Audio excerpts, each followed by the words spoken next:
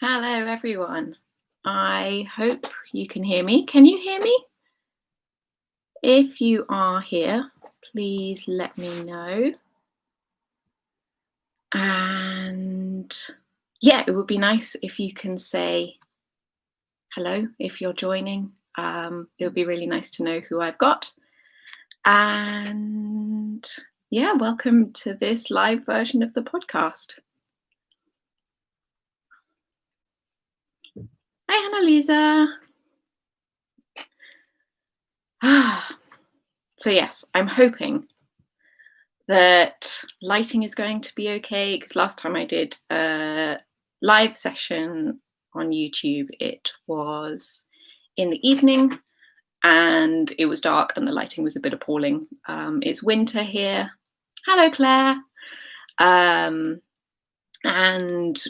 the UK is the land of overcastness, and I get very, very little light for recording. So I'm trying filming here. Hi there, Ellen. Trying filming in my studio, which up until this point has not really been possible because everything has been full of boxes. Hi, Mars. I finally got rid of a lot of boxes, sending off various wholesale orders and things. And so, yes, I'm now able to do a bit more in this space because I can sort of move around and it's a bit less of an upsetting place to be than it has been. So this is where I do a lot of my work, often for, hello, Alison. Often for more recreational stuff like knitting. I sit on the sofa downstairs, which is where you'll often see me filming, but there I'm generally on the sofa, and if I have the laptop at a point where you'd actually be able to see me, the window would be behind me. Anyway, boring chat about lighting and stuff. It's really nice to see people joining already. I'm looking forward to having a bit of a chat with you. So I'm going to be, as usual, I'm going to show you the things I've been working on, things I've finished recently, and things that I have to show you because there are quite a few exciting things coming up. I've been really, really busy. And yes, and then towards the end, I'm going to answer a few questions that have come in already. And anyone who has any questions, if you have questions about a thing I'm showing, then please add them in the chat. I'm going to be keeping an eye on the chat. So I hope you'll ask any questions. If there's anything you want to see a bit clearer, then that will be lovely. I'm happy to chat about that. And then at the end, I will take any additional questions that aren't necessarily related to anything specifically that I've been talking about so far. So yeah, I will get started first with finished objects. So first one, very obviously, is this one. This is the Boscula jumper. So Boscula is a slightly stupid word. My pattern names vary between words that are Old English and both like have a nice feel to me and sort of convey something about the aesthetics of the design. Boscula is in the second camp of words where I like to sort of smash some words together and kind of create something new. Hello, Nicola. Hello, Annie. Yay, thank you for joining. Oh, thank you, April. So Boscula is the word bosky, which isn't commonly used in English, but it's one that's a particular favourite of my husband's. And when we go for walks in the woods, and there's a lot of undergrowth and things, he'll say it's very bosky. And it's just a really nice word. It feels a little bit old-fashioned. And then the eula part is kind of a suffix we use a lot. So obviously it's a circular yoke. So it's kind of that idea. So yeah, it's that. It evokes the feeling of intertwining branches and that feeling of being under the trees, and the way that they sort of reach up and cross over and form almost like Gothic arches in cathedrals and things. Um, so you've got little bits of colour work. I am wearing a matching shirt underneath because that's the kind of thing I do. And same on the hem. And I've been wearing it fairly incessantly since I finished it a couple of weeks ago. The yarn, as I've mentioned in previous episodes, is from Garth Enel. So the body, the main colour is their Shetland number 2, which is an undyed Shetland. So this colour is called shale, which means that you get a nice sort of very slightly marley effect.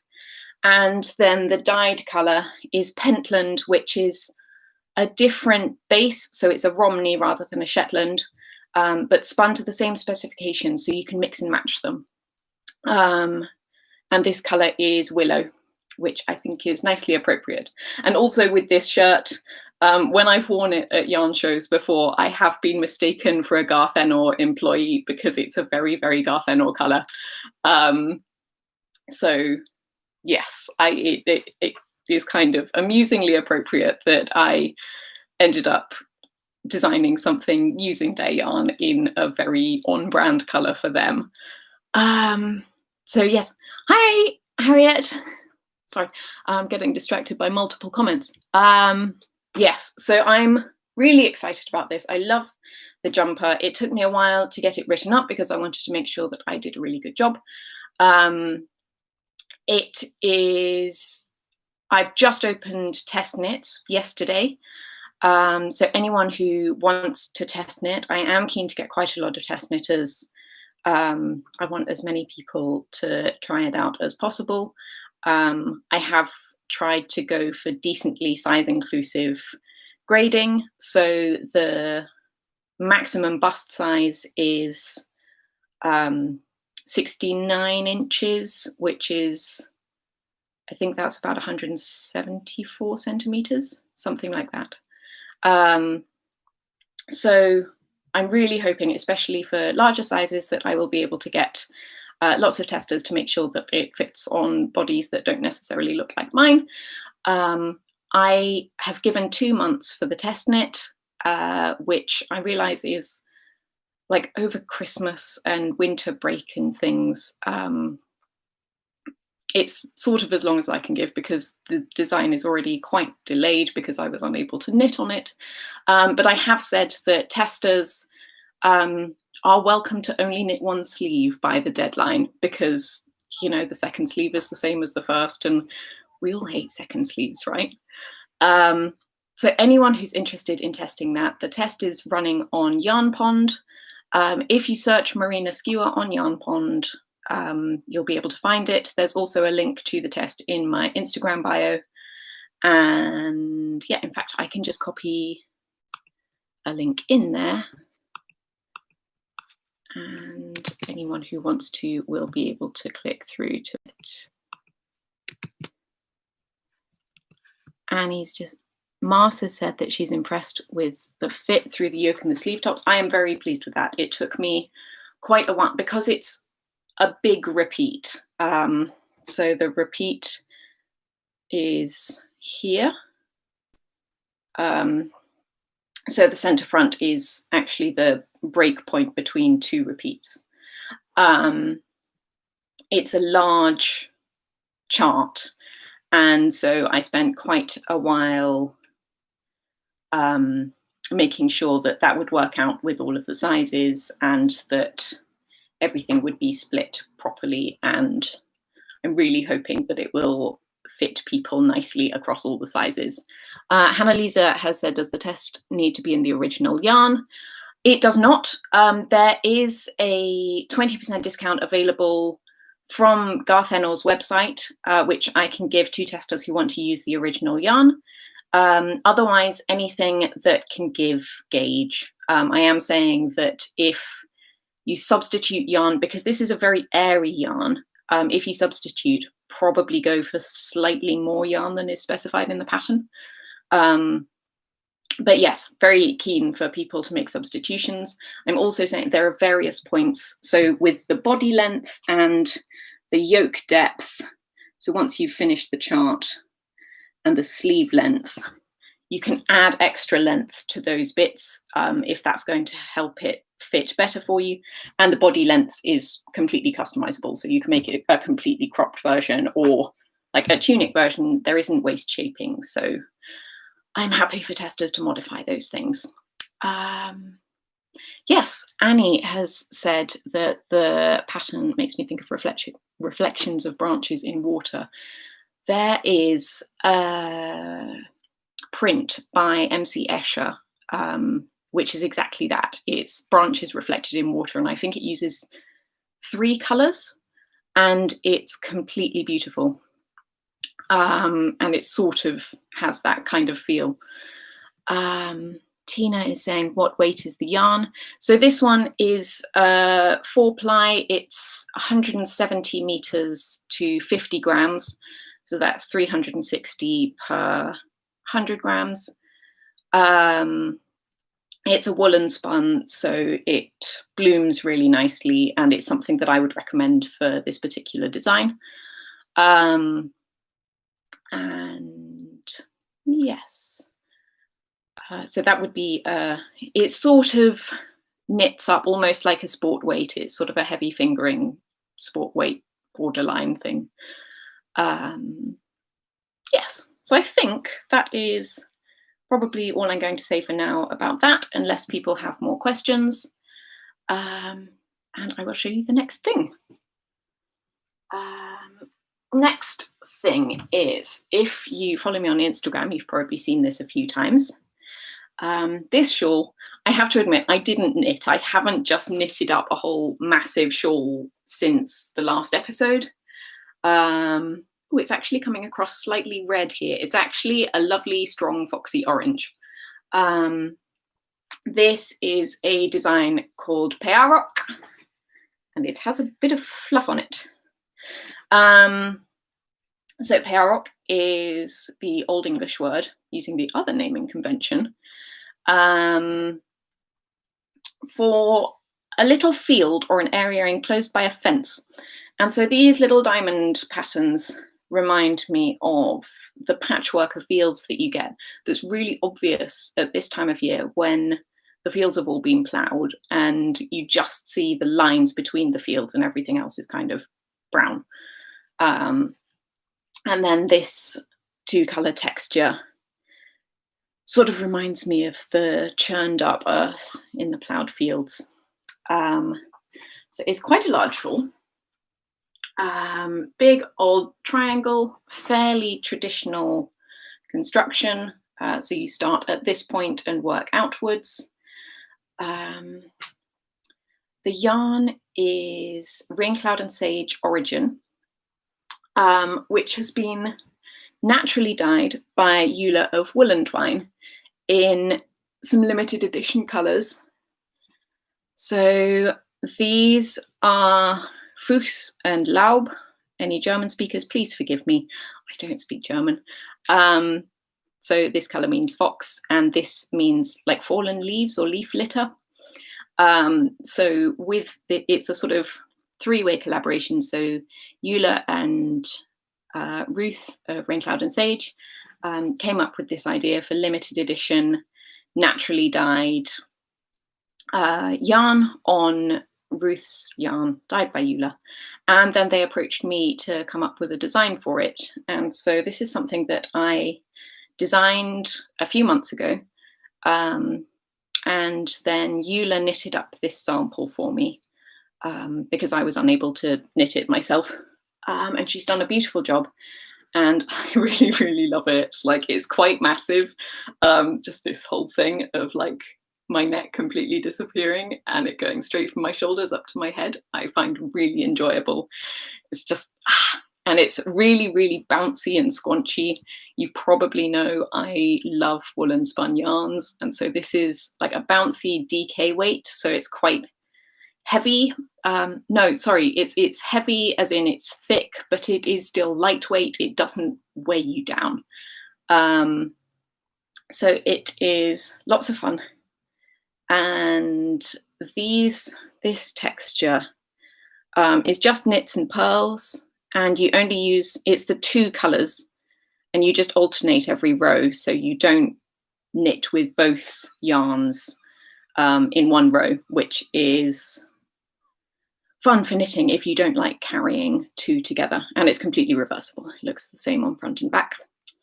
And then the lace pattern is not reversible, but you know, it still looks nice on the back. You just get the pearl side. And so this pattern is available on my website and on Ravelry. And I think Ruth still has a few kits left in her shop. So for that, you would get the 4 skeins of yarn and the pattern itself. So yes, I'm really, really pleased with this one. And it was a bit of a design challenge because I have never written up a pattern before without actually having knitted it myself.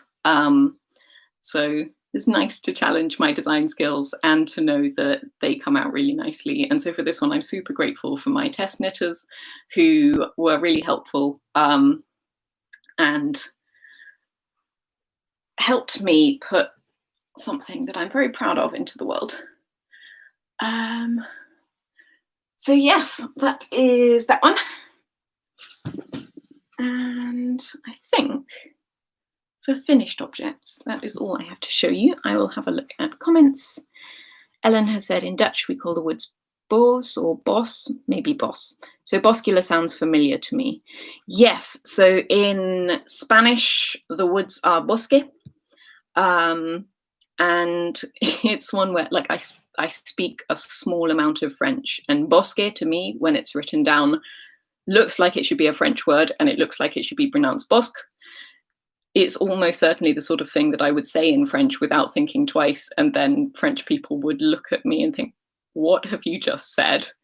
But apparently a bosque is a little spinny in French. So I think it's one of those words that has carried across. I think it works in Romance languages and some Germanic languages as well.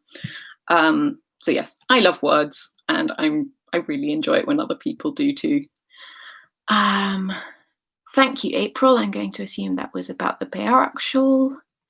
Annalisa complimenting my pronunciation. I've listened to Ruth say it enough times that hopefully that's correct. And Nicola is one of my lovely test knitters, and she has created a beautiful version of the shawl. So it's really nice to hear that you like it. So yeah, I'm going to get on with the things I am knitting now. And these all have a colour theme. So first, the one I was knitting at the beginning is one I showed in the last one. April said, we call it bosque like you said it. I'm assuming that because you're in New Mexico that that'll be Spanish, hopefully, maybe. So yes, this one is hand spun. I've got a nice big ball of it here. This is utterly mindless knitting. It's glorious. It's a bit bigger than last time, but also I've been working on other things. I really, really like how this is turning out. But I have also been distracted from it. So it's really squishy. There's a lot of interesting fiber in here, and it's got quite a silky feel because there is some silk as well as soy fiber, all hand dyed. And then these sort of grayish browny bits are undyed, naturally dark coloured fleece. So this is really fun, and it's mostly just that thing of enjoying the varying textures of interesting hand spun. So that one is kind of a background project. It's the kind of thing I'll take to the doctor's office with me, because everything else is feeling really two at a timey, and I'm not enjoying it. So this one, I had to do some yarn reformatting last night to make this one bearable. So these you've probably not seen for a very long time, probably since spring. I've started working on them again. These are my leggings, making a bid for freedom. Mars is saying right in her color palette. Yes, especially with this one. I've been thinking of you, Mars, a lot because they remind me a lot of your bonfire knitting sessions out there by the fire. Knitting with the flames and the smoke is nice. And then this one, I started knitting these when I was going to Norway in the spring, well, sort of late winter, early spring. And I don't like sleeve knitting. If you're also someone who doesn't like sleeve knitting, probably don't knit leggings, which are just basically a massive pair of sleeves. I don't know why this didn't occur to me before. Literally just, I'm only this far in and already I'm bored of the sleeveness. So I'm holding 2 yarns together and doing both legs at a time. So I was working from separate balls of each colour, and it was driving me completely mental. So that's the wrong leg, that goes through there. So yesterday I spent some time just unwinding and rewinding so that these are in the same ball. So I don't have like 4 all flying around and getting tangled. And then the other project I am also working on is this, which I realized when I cast it on is like exactly the same colors. Like, apparently we're doing a natural grey and burgundy thing. So this one is a resumed hibernating whip, and then this one is a brand new one. When I finished this one, I was so excited that I was at the point that I can actually do like decent knitting sessions. Like, it's not like, okay, I'm going to see if I can get 3 rows before I have to stop knitting and do all of my exercises and take a rest and put ice on it and take ibuprofen and blah.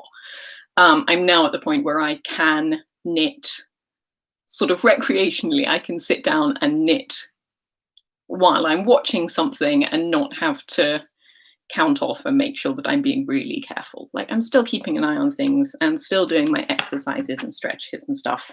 But I cast this one on a week and a half ago. So I am alternating rows. That one I was holding yarns together. This one I'm doing every other row. So 1 row in hand spun. So this is a mix of the sort of greyish colour is like a natural oatmeal-y dark blue-faced Leicester, which is really nice and slightly lustrous and a little bit fuzzy. And then the reddy burgundy colour is actually much more nuanced than you can see there. It's got lots of textural bits. There's quite a bit of silk shininess. And that is an art bat I bought from Siobhan's Crafts at Wonderwall a few years ago. And so I spun them together. Well, I spun them separately and plied them together, and have been waiting to use this yarn for something for ages, and then realized that I have this yarn, which I was given as a gift. I don't know what it is. It's mystery yarn. I suspect that it is a naturally coloured merino, which is quite unusual. I don't know if it's blended with anything.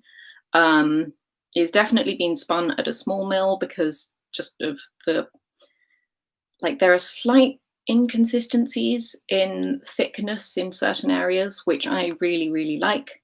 And so yes, it's a gorgeous yarn. It is much softer than I tend to work with. And I realized that these work beautifully together.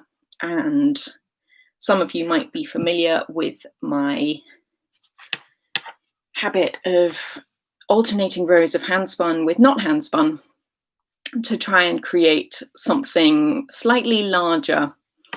So the pattern for this one, I didn't mention, for the leggings, I'm not using a pattern. I did some maths and I'm mostly just making it up as I go along.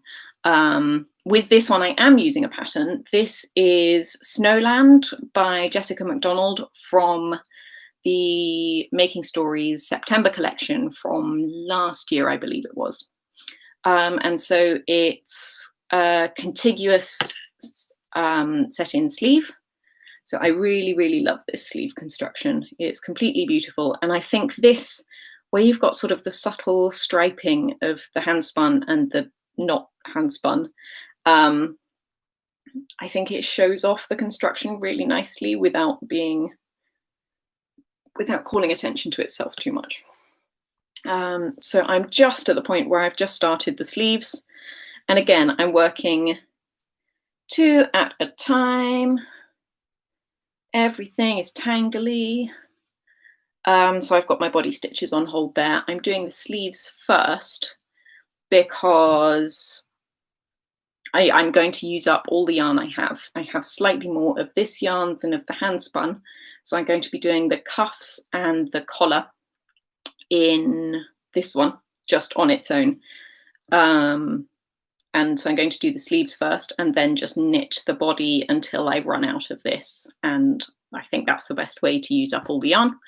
I can't be bothered to do calculations because I don't know the meterage about anything that I'm using. So I'm just hoping for the best. Let's have a look at comments. And Lisa's saying, happy that I'm able to do that again. I think that's actually being able to spend time knitting. And yes, it's such a relief. Now that we've got very, very long, dark evenings, I'm really appreciating actually being able to find comfort in just stitching for ages. And I'm still doing a lot of reading and watching things. And yes, just having something that I can spend a decent portion of my evening doing is really nice. Tina saying, I think this one is a beautiful colour. I hope, maybe. I am completely in love with this. And Suzanne, hello, Suzanne. And April has said, I've never heard of a contiguous set-in sleeve. It's an amazing technique. Originally, not necessarily for this one, but it's a technique that was popularized by Coco Knits. And so it's distributing the increases and everything in a way that you end up, rather than like a raglan where your increases start here and go in a line here. And sometimes they'll just go in a straight line. Sometimes they'll go sort of curving this way a bit, just to get a nice balance of stitches across the body and sleeves. This one, your increases go along the top of the shoulder and then down. So it's kind of like a saddle shoulder type thing. So yes, it's really, really interesting. There are quite a few patterns. I'd say over the last few years, it's become quite a bit more popular. It's a really, really nice method. This is actually my first time knitting it, although I have edited it a lot of times. I'm having to resist casting on loads of new things, even though like we're ignoring that one for now. It doesn't exist. Another one I want to cast on is Trust Me by Claire Mountain Manipon, which was from the Making Stories and Friends collection, which was their winter collection from, I think, the end of 2018, I think. And that is a similar construction. I think you actually work the shoulders forwards first and then pick up stitches around the edge. And that has faux cables on it as well. And I really, really want to do a cropped version of that one. And I edited that pattern. Well, I edited this one as well. And so it's nice to have patterns that I kind of earmarked a long time ago and thought I want to knit this eventually, and actually allowing myself time to do that now. I've focused a lot on designing things and knitting things for designs, and I love designing, but it's sort of a different brain space to just knitting for fun. It is fun, but in a different way. And so I am indulging in a bit of selfish knitting at the moment because I have to admit, like, I know it's been a crap year for everyone, but it has been a crap year. And so I'm allowing this winter where, I don't like the winter. And so I'm allowing myself some nice fun things. Um, so yes, okay. Do, do, do. I'm interested in, oh, Annie said beautiful effects of the subtle stripes. Yes, I don't like harsh stripes, which is why with this one, like you've got a very similar grey in this yarn to in this one. And so I that is what made me think those would work well. Like I'm not keen on really strong color blocking. And yes, I like how that's turning out. L Camp says, I'm interested in knitting leggings, but worry about sagging. Does anyone have any experience with that? I'm knitting with a bit of negative ease so that they fit really nice and tightly. I have picked my yarns so that I'm holding together sort of a worsted spun yarn.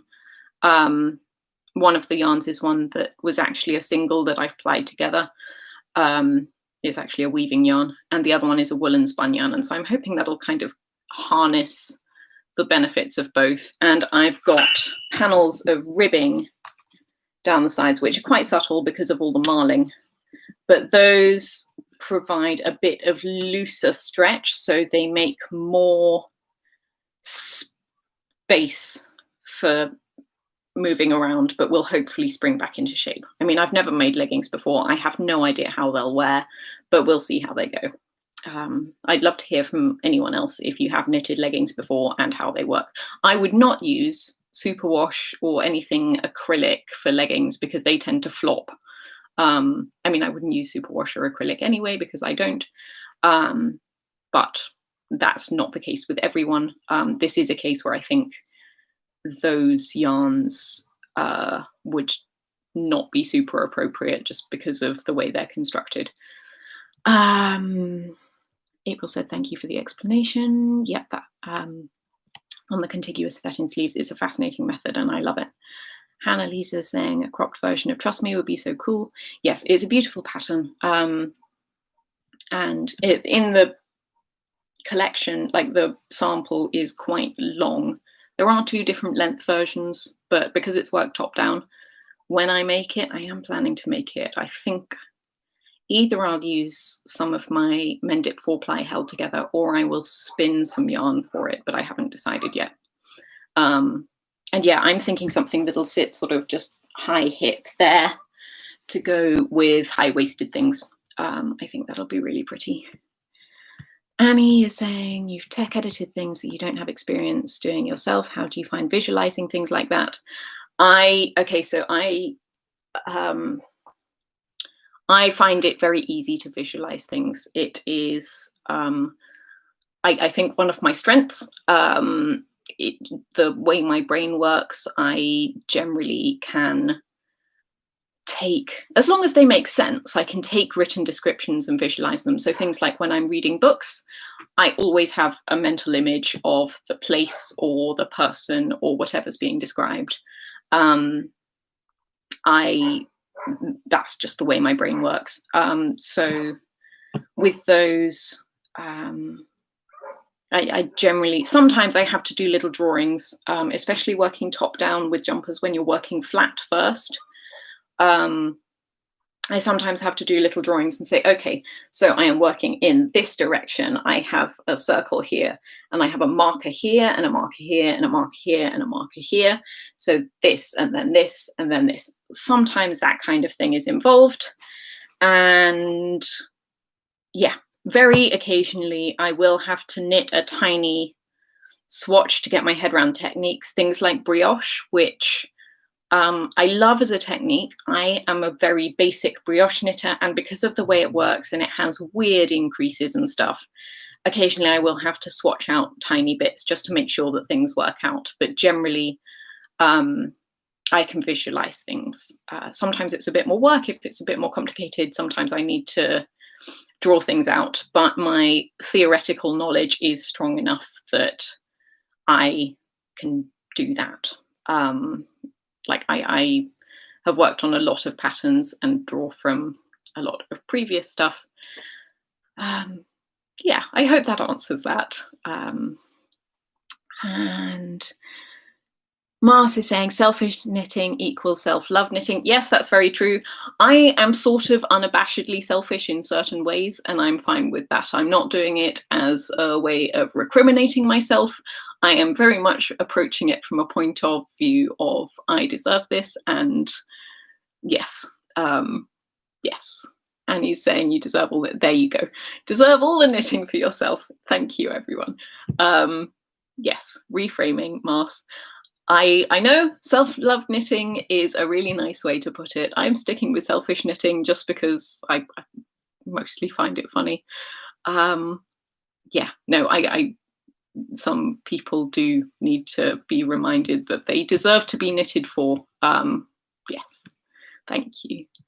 Hannah-Lisa, what Annie said, Marina is a magical creature when it comes to visualizing things that are written down. Thank you, Hannah-Lisa. Yes, no, it's sometimes my brain is a very, very silly thing, but the visualizing thing is something that I'm quite pleased about. It makes a lot of things a lot easier. So yes, I think that is all the knitting projects that I am working on. I'm going to show you a future knitting project, which is currently a spinning project. So you can see over there, I've got my newish spinning wheel, new to me because it's actually older than I am. I did a video on Patreon about testing out the wheel and making this yarn, well, beginning to. So this is, I think the colour's coming across well there. It's a sort of subtle greeny grey, sort of sage green, which I'm really, really keen on. I'm spinning it from these little nests of floof. So it's going to be a little bit tweedy, but very, very fuzzy. I'm using my webcam here, so it's not as good as my usual camera. But it's really, really fuzzy, and it's a blend of fibres that I put together. It's sort of a kitchen sink blend in that I just grabbed a load of stuff from my fibre shelf and blended it all together. And so there's like Angora, there's alpaca, there's a fair bit of mohair, there's some blue-faced Leicester, there's some Shetland. There's loads going on in here, and it's really fun. It's really, really nice to spin. I've been quite thorough with preparing it, so it's fairly decently carded and pre-drafted. And then, I've got one bobbin so far. I'm about to start the second. I predict I will definitely need at least 2 more. I might need a 4th. And this is going to be, hopefully, I will only be able to tell if it will be suitable once I've plied it and been able to swatch a little bit. I'm hoping to make an ironwork tee by Diana Waller. I am with the whole selfish knitting thing, self-love knitting thing. Because I'm trying hard to balance making things I want to and designing things, and I don't allocate time to each of them, but I think about them in different ways. And I, being an owner of a very, very small business, I don't have a massive yarn budget. So if I am designing something, I'm sort of at the point where I can approach a yarn company and say, I have an idea for a design, I would like to design it, and that is then a collaboration, and I can put that out in the world. If it's just something for me, I can't just ask someone for yarn, because that's not how anything works. I don't really have the budget for multiple sweater quantities of the kind of yarn that I like to use. Therefore, I am probably going to be spinning more because I have a fair bit of fibre stash. So all of this yarn and this yarn is shop stock. So that is available on my website. That's the hand-dyed stuff that I sell. I will design with it. I occasionally knit smaller items with it for myself, but at the same time, anything I knit with that is taking away from stock. So I have to balance that. That in that cupboard there is my personal stash. There is not actually a huge amount of it. A decent amount of that is hand spun, and then there are bits and bobs. I mean, I know it's still a decent amount of yarn, but I think considering I do this for a living, my personal stash is relatively modest. I do have quite a bit of fibre. I used to sell hand spun yarn. I still have tiny bits available, which are on clearance now because I've decided to stop selling hand spun because it's just very difficult to do that alongside everything else and for that to be financially viable. So I have a fair bit of stuff that I can spin, and the investment there is more in time than cost. And I do have more time available to me than budget. So that is the way I'm deciding to prioritize those things. So let's see. El Camp is saying, I'm a selfish knitter because my family and most acquaintances don't wear hand knits. See, that's ideal. Yeah, if no one wants to wear the things that you knit, then all the more excuse to knit everything for yourself. And it's a hobby, like it's a way to enjoy yourself. People don't feel bad about spending hours, I don't know, watching TV or making sure that they always have the newest video games and stuff. I tend to play very, very old video games because that part of my brain is stuck in like the early 2000s, and I'm fine with that. April is saying, I love that greeny grey blend. Yeah, I'm so keen on this. It's one of my very favorite colors, which I think will surprise a few people because I knit so much with like reddy orange, autumnal, warm, cozy colors. But I really love a pale sage, sort of elfish grey. How long have I been spinning? Oh, there's a question. I started spinning right at the end of 2015.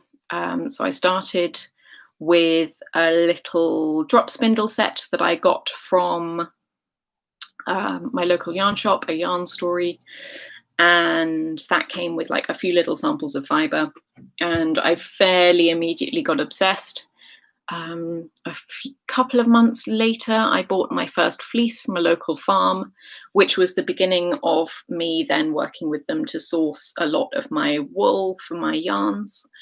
I realized when I got the fleece and saw like this whole fleece on a table with my little hand carders and my drop spindle on top of it, it's like, I'm not going to be able to do this. I just, and at that stage, some of my family clubbed together and put some money forward for me to be able to get a spinning wheel. I found a really, really good deal on an Ashford Traditional on eBay, which is that one there. And I started spinning on that. I'm completely self-taught with spinning, so I'm technically not a very good spinner. Like I do everything by feel. If you start talking about long draw and back and forth drafting and all of this sort of thing, it's like I can sort of imagine what that looks like, but I don't know about the more technical aspects of it. I would like to be a more technically accomplished spinner, but generally I can make the kind of spinning, the kind of yarn that I like. So, and Lisa has said, what is your favorite video game? I like Age of Mythology. I have been playing a fair amount of that recently.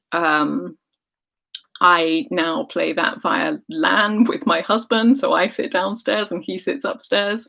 Occasionally, we get my little brother in Vietnam to join in because he has been back in lockdown and has been on his own and stuff. So we've been playing like video games that are like 20 years old, and it's really fun.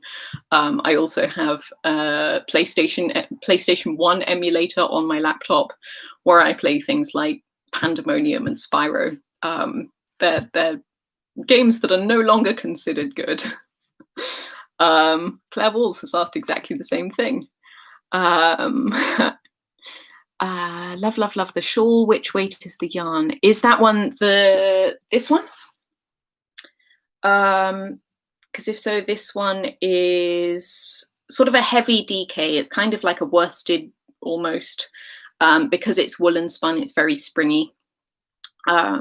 So yeah, that. I think it's 200 meters to 100 grams, if that helps out. That's probably about 200 and somewhere around 220 yards, probably. Stay, behave yourself. There we go. And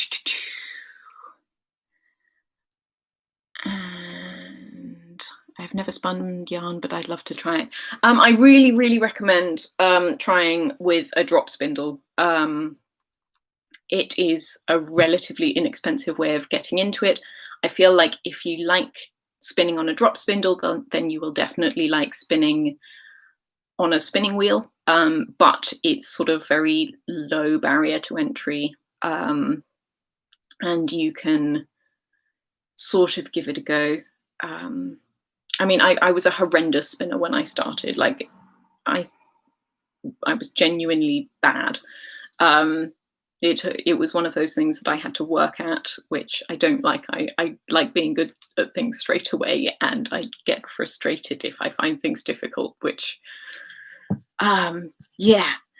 And so yes, spinning was something that I worked at a bit, and that was actually one of the things that got me onto how different fibers and how different breeds of wool behave, because the set that I got had a few different types of breed, and I realized that it was much easier for me to spin Wensleydale, which is a very long lustrous fiber, than something shorter and more fuzzy like Corriedale or Merino. So that was a bit of an eye-opener for me, and I think it's definitely worthwhile doing. And then if you don't like it, you know, you can pass it on to someone else and you haven't lost anything. Baldur's Gate. I've not played Baldur's Gate. Amazing. Anyone old enough to remember Pong? I'm going to have to say sorry. No. I mean, I know Pong, but yes. Partner was playing Quake just this past week. That might amazing. Donkey Kong on emulators. Yes, I am loving the old school video games. This is brilliant. Yeah.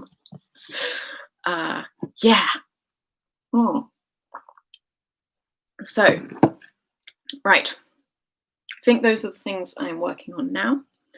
I have something super exciting to show you now, which is something that has been sort of happening in the background. So Harriet, who is in here, Harriet Wood, who you can see there, is Harriet Wildwood Stitches on Instagram. She makes beautiful, beautiful project bags, and we together are doing a little collaboration, which is going to be coming out next week on Thursday. And so Harriet has made these gorgeous bags.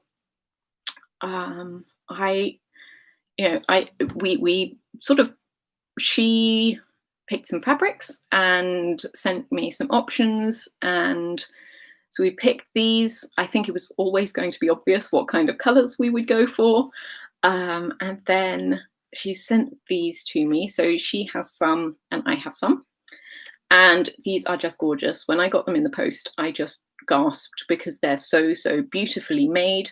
The fabric is amazing. This is Harris Tweed. So you've got your little Harris Tweed label here. And then these are a really nice quilting cotton.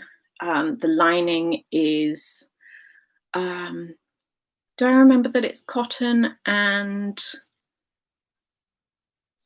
I can't remember what the other fibre is in there, but there's no plastic other than in the zip. There's no plastic in any of this. And so it's got this lovely little wooden button, which is Harriet's logo, and they're gorgeous. And I have dyed up these colours. I'm losing the light here, I'm really sorry, so it's not as clear as it could be, but those colours are fairly accurate.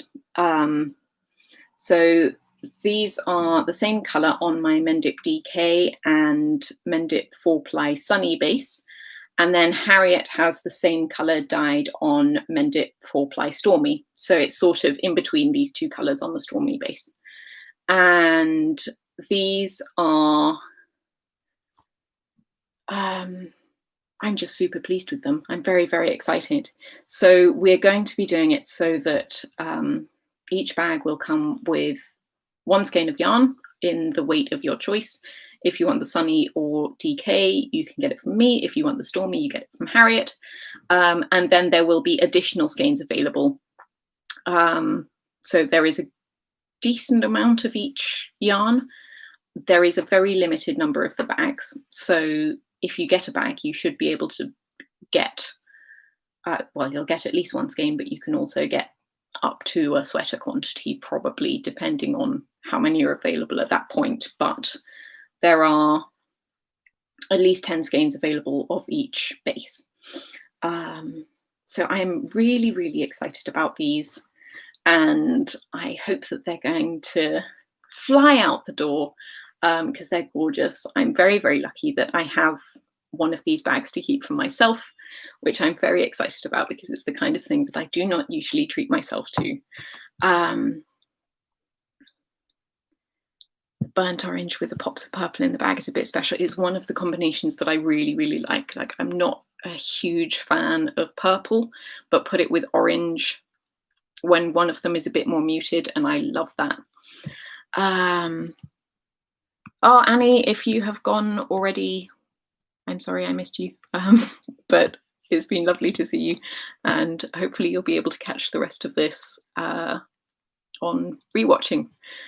And yes, so I'm super excited about the bags. They're beautiful. If anyone is keen and is not on my newsletter list, then get on there, because that is where I will be announcing them first. And as I've said, there is a very limited quantity of the bags. And yes, I'll also be talking about them on Instagram and things, but Instagram is just horrendously unreliable with when things show up. So yes, I love those. I'm very much feeling the sort of dark and moody, but also kind of nurturing colours. Oh, I didn't mention that the yarn is called Gather. That is the colour. So it's that feeling of both going out and sort of doing some of the last foraging of the year, but also the feeling of gathering in as the days get much shorter, and, you know, getting together with the people that we are able. So yes. Suzanne Mortimer is saying Elizabeth Zimmerman has a legging pattern in the Knitter's Almanac. Ah, that is good to know. Yes, I think there are a few out there. I think Andrea Rangel has a really nice looking one which has cables on it. But yes, and yes, I think that's all the things I have to show you. So now I have some questions that I have been asked. And oh, Mars, if you're heading off, it's been lovely. Thank you very much for joining, and I will catch up with you soon. And so questions, I had a few come through. So in fact, Mars had asked about my autumn and winter rituals. I have been somewhat outspoken about much preferring life when the sun is out. So at this time of year, I mean, it's 3:30 here and it's getting dark. I've got a light on over there. out of the window, the light is fading rapidly.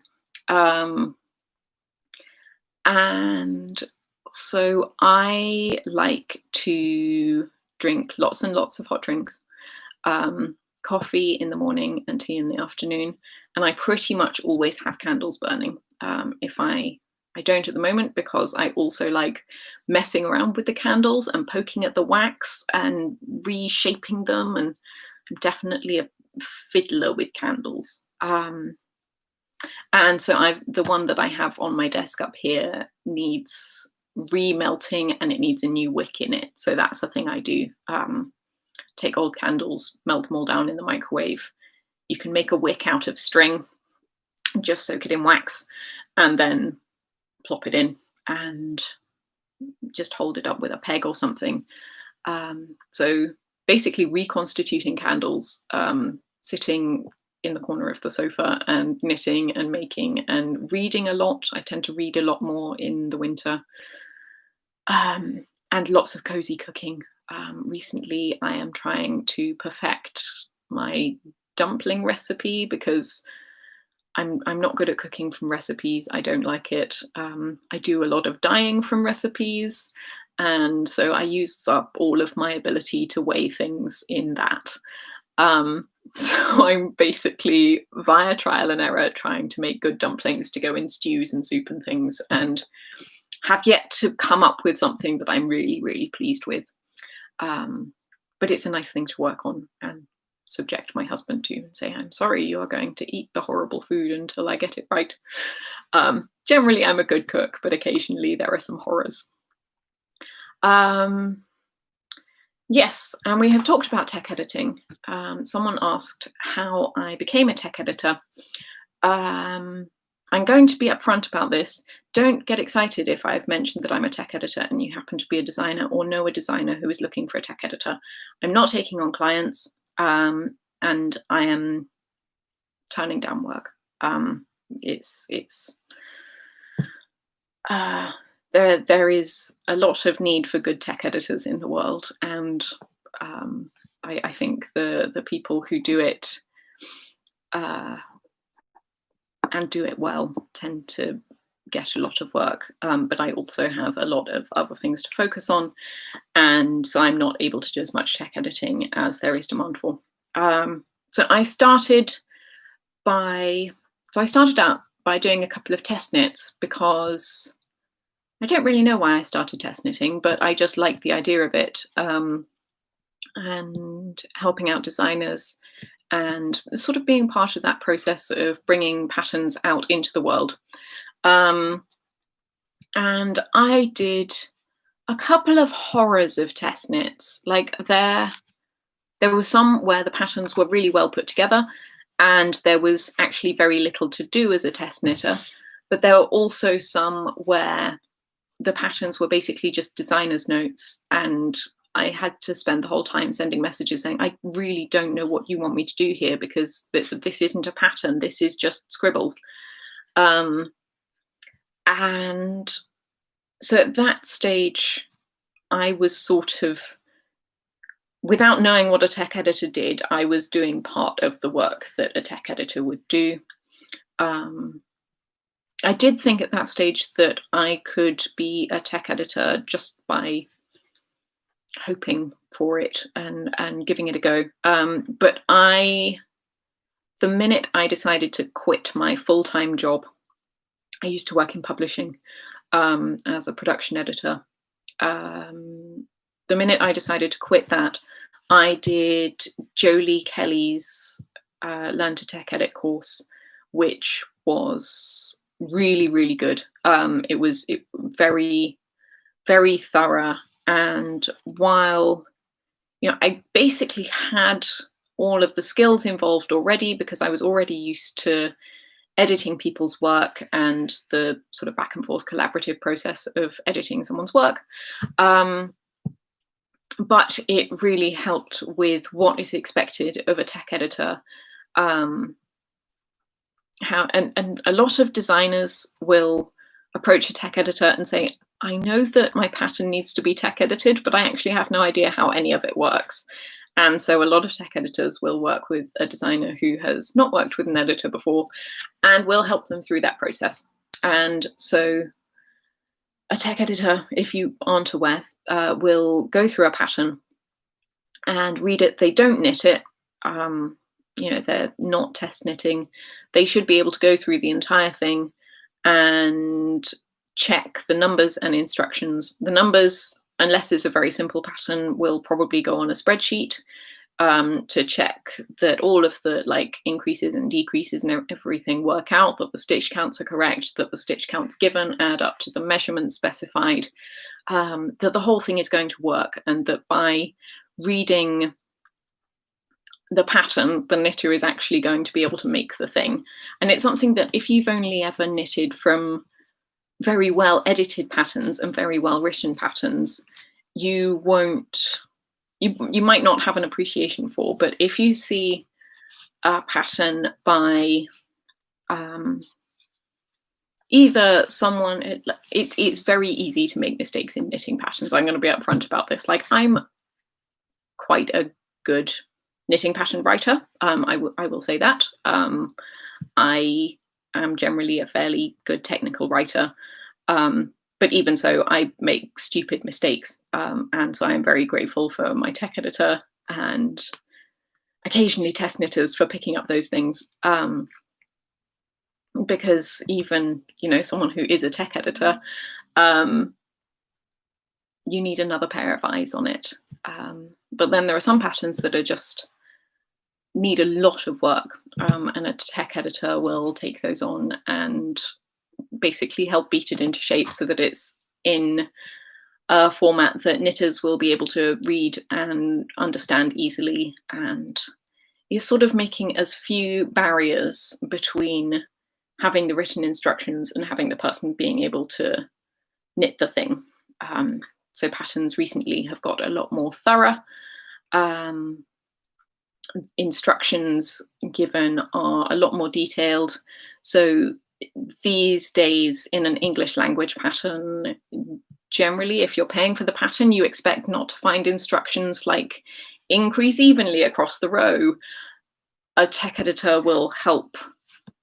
Well, no, a tech editor will probably expect the designer to have done that work and will say, no, actually, it would be really helpful for people if you calculated this out for them. And so instructions like reverse shaping are becoming less and less common in English language patterns. And I think it reduces the barrier to entry for a lot of patterns. So there are a lot of patterns that previously would have been fairly easy to knit, but because of the way they're written, you need to be an experienced knitter to actually know what to do. Whereas now the way people are writing patterns is making it much easier to follow the instructions if you aren't necessarily familiar with everything involved. I think there are a lot more patterns that are suitable for an ambitious beginner than there used to be. And I think that's a really good thing. And I think independent designers using tech editors is probably helping with that. So yes, that was a little bit of a ramble about tech editing. I do think that it's really important to create a really good high quality pattern. I think the better you are as a pattern writer, or the more attention you put into it in the first place, the more you're going to get out of a tech editor. Yes. And then I had a question about my Kaya baby alpaca yarn, and sort of about its durability. So I've got a few things to show you here, so this is my Kaya baby alpaca. My apologies, I've lost a lot of the light. I'm actually going to turn the main light on. And it's all going to be very yellow now, but oh well. So my Kaya baby alpaca is quite sort of floppy yarn, I would say. It doesn't have a lot of structure to it. It's very, very soft. And because it's baby alpaca, the staple length is a lot shorter than a sort of adult alpaca would be, because the fiber doesn't grow as quickly. And so it's got a lot of drape to it. And so the person who asked the question wanted to know about how durable it tends to be and what it would be suitable for. So I have a couple of things that I have made using it here. The first one is my Winsome Mitts. So these are mitts I have designed using this yarn. So these I made about a year ago, I think. And I wear them generally in in-betweeny seasons. So sort of out on walks and things where you don't need full gloves, but just it's getting a bit chilly. And if I need to, I can tuck my hands in there. And so they're basically like wrist warmers with extensions. I've also used these for when I went to Norway in February. I layered them up under another pair of mittens for an extra layer of warmth. And so I have worn them a lot. And you can probably see, like, they're a bit fuzzy around the edges now. But at the same time, they're still in really, really good shape.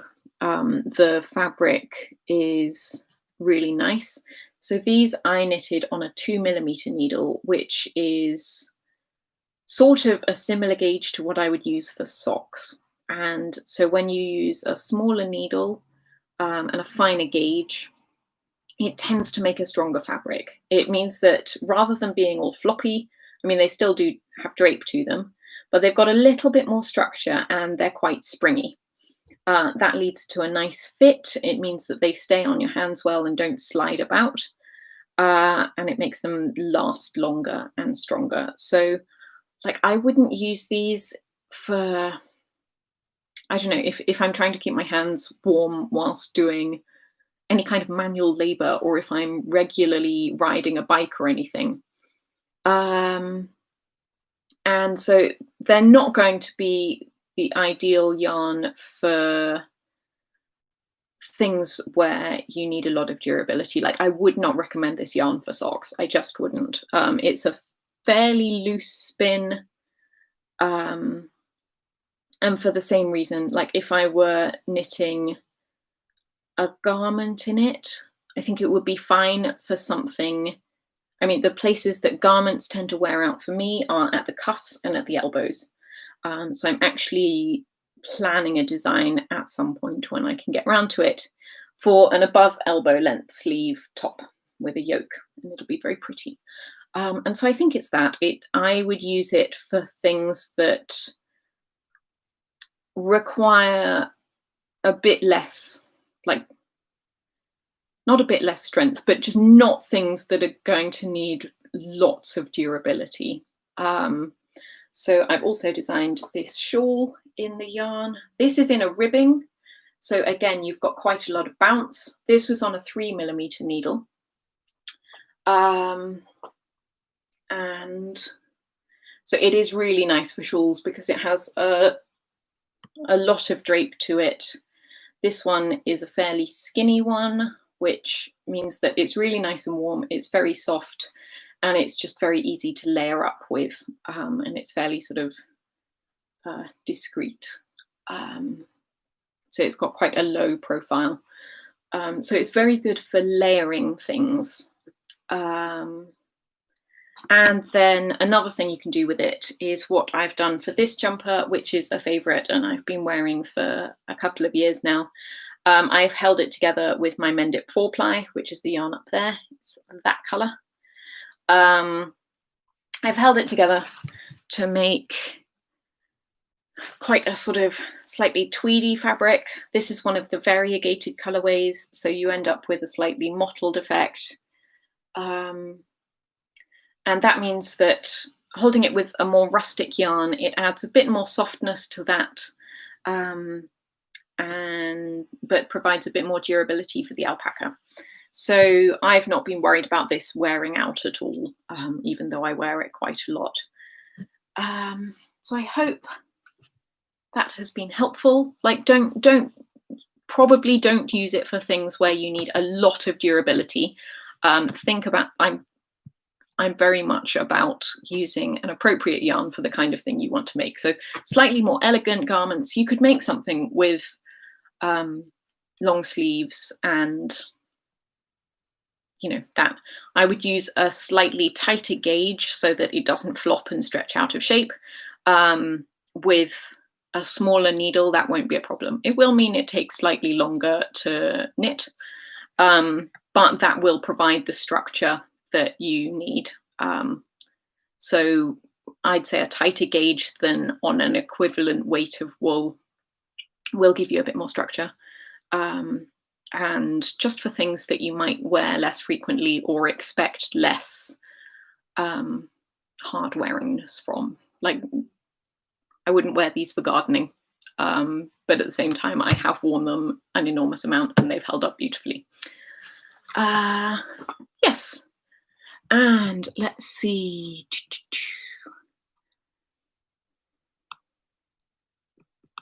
My lovely friend knits bloomers, pattern on Ravelry, and she lengthens the legs and wears under trousers when horse riding. That sounds amazing. Yeah, I can imagine. I've not been out riding when it's been super cold. In the UK, I've always just worn jodhpurs, and then in Argentina, I tend to wear bombachas, which are like Argentine riding trousers. And I can imagine that when it's cold, having a layer under those would be excellent. Feldmitter has said, "Hi Marina, I've been wondering, would you consider creating advent calendars for next winter?" And dyeing 24 limited edition colours, 50 grams or maybe minis or a mix of both, and sell them as a set next year. I love the idea. So it's something that last year I wouldn't have done. Because it's an enormous amount of work. It's really, really lots of work. And this year I've not been able to, because I've also not been able to do my yarn club, which I really, really wanted to, just because I've released all of those new colours. And I had a couple of big wholesale orders that I needed to dye up. So all of my dyeing time for the last few months has been fairly occupied. I've done a couple of limited edition colours like this one. Oh, I haven't showed you this one. And the ones that I'm doing with Harriet, but I've had to schedule my dyeing very, very carefully. It's something that I might test demand for next year. I'm obviously way too late to do it this year. It's something I would consider. I tend to be hesitant about things that are very, very seasonal, because it then becomes tricky if I don't sell out. So, and also minis require a lot of work because they all have to be wound up, and that means that the cost ends up being a lot higher. And yes, so it's something I will see how I'm doing next year and maybe consider. Quickly going to show you these ones. This is really difficult to show off in the light now. So this is a colour called Mull. I did it as a limited edition for an online show called Botanica I did a couple of weeks ago. This is on the Sunny base and this is on the DK base.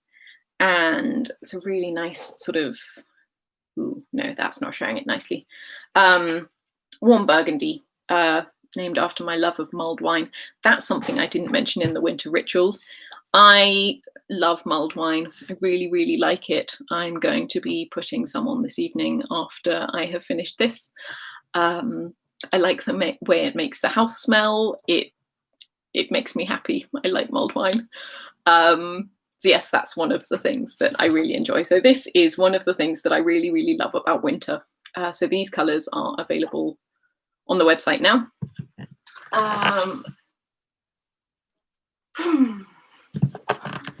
And yes, So I have been doing little one-off colours here and there, but my dye schedule has been insane recently. Nicola has said, will you be running the Out of the Dark knit along again next year? I feel like we could all do a knit along in the new year.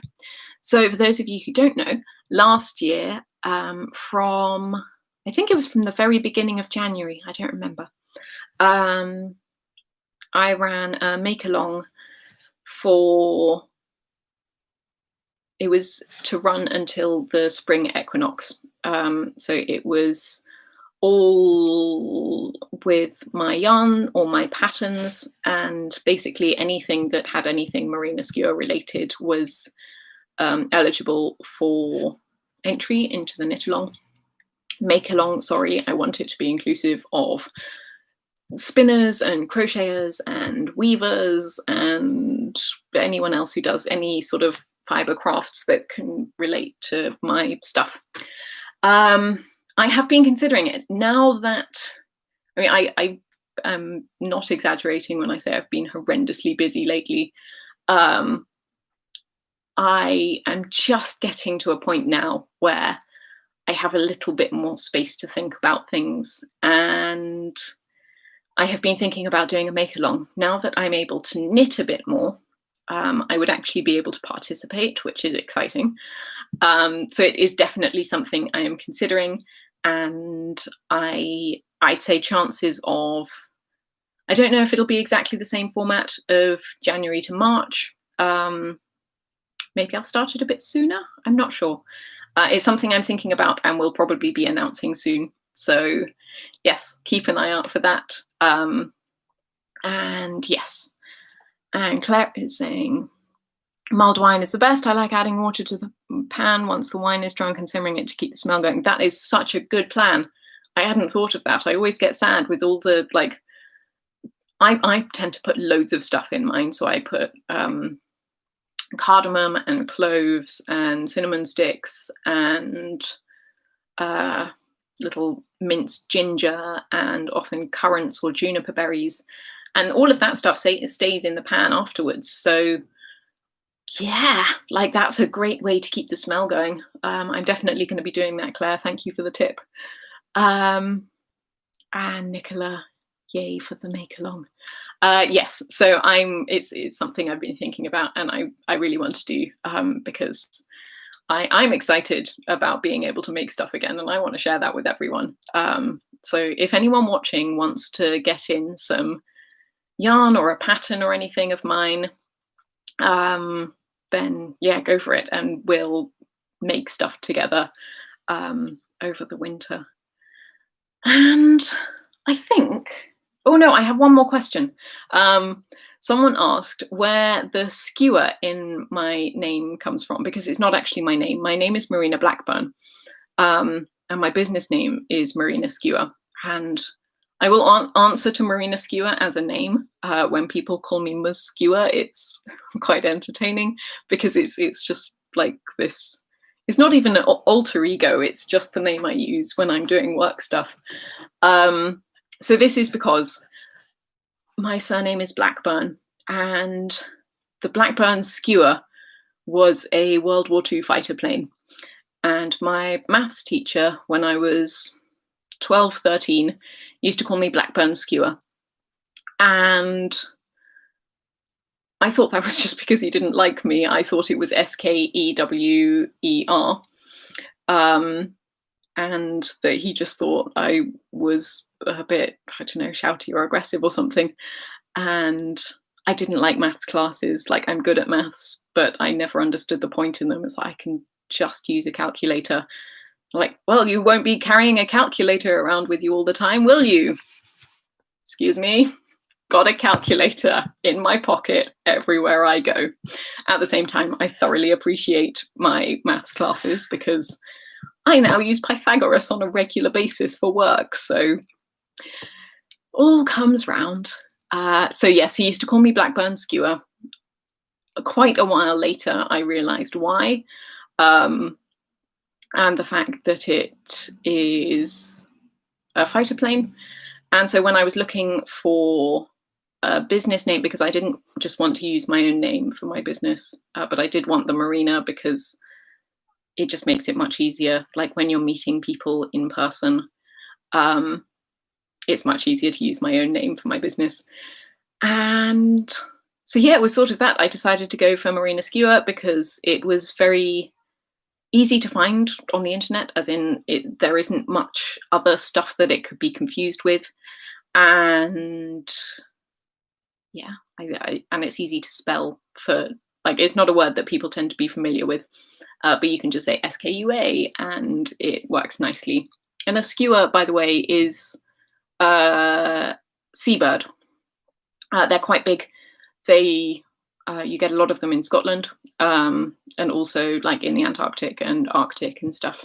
They tend to live in fairly extreme conditions. And they're not particularly nice seabirds, but they're sort of intrepid, and I like that idea. Like running a small business on your own, I think you need a certain amount of resilience, and I feel like it's nice to have that little sort of reminder. So yes, I think that is all the questions I have been asked and all the things that I am currently making. And so does anyone else have any questions for me? I will just wait a couple of minutes and see if anything comes through. And if not, then I will bid you adieu until next time. While we're waiting, if you haven't watched before and have discovered this live session through channels unknown, maybe being recommended through YouTube or something, then you can find me on Instagram. I have a Patreon channel where I produce videos once a month. And those are exclusive to my patrons. As of next month, I'm going to be doing a Zoom knit session once a month for my patrons. And I'm really excited about that because I like to keep up with my patrons and what they're working on. And it'll be really nice to chat to people, especially when a lot of us are in lockdown. And we can talk a little bit about what we're making. And you can sign up to my newsletter if you want to hear when new stuff comes out. They tend to be a couple of times a month. And my website is marinaskua.com. And so April has said, I love the story of your professional name. Yes, it's slightly silly, but I really like it. I like that it's not completely arbitrary, and has a slightly silly link to my childhood. Hannah Lisa has said, will you consider doing a live session again? It was super lovely. I really enjoyed the last one I did back in July, and this has been really, really nice. I really enjoy these more interactive sessions. It's really nice to do things in real time. And so I think I will plan every few episodes, I'll do a live session instead of a pre-recorded one. And I hope people are keen for that. And yeah. And so April is thank you for a lovely live stream. Hope you can do it again. Good. Thank you. That is really, really nice to hear. It's lovely to chat with people because, you know, it's mostly just me sitting on my own in my house. And so it's really nice to be able to talk to other knitters. And yes. And so people just saying thank you. And so, hurrah, yes. I will see you all in the next episode, which will be coming out at some point next month. And then hopefully in a live session at some point in early 2021. And so goodbye to you all for now. And thank you so much for spending some time with me. It's been really lovely.